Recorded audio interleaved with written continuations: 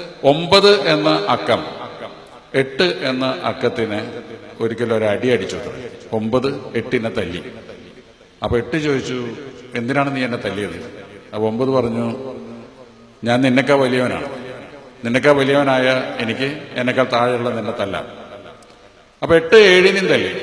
7 6നെയും, 6 5നെയും, 5 4നെയും, 4 3നെയും, 3 2നെയും, 2 1നെയും തല്ലി. അപ്പൊ 1 നോക്കുമ്പോ താഴെ തല്ലാൻ വിലയുള്ള ഒന്നുമില്ല, 0 മാത്രമേ ഉള്ളൂ. 0-ത്തിനാണെങ്കിൽ വിലയില്ല, 0-ത്തിന് തല്ലിയിട്ട് കാര്യമില്ല.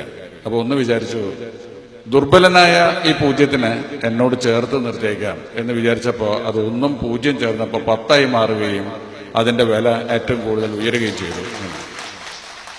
അപ്പോ താഴേക്കടയുള്ളവരെ, ദൗർബല്യമുള്ളവരെ, നമ്മൾ നിസ്സാരവരാണെന്ന് തോന്നുന്നവരെ ചേർത്ത് പിടിക്കുക എന്നുള്ള സന്ദേശമാണ് ആ കഥയിൽ ഉൾക്കൊള്ളുന്നത്.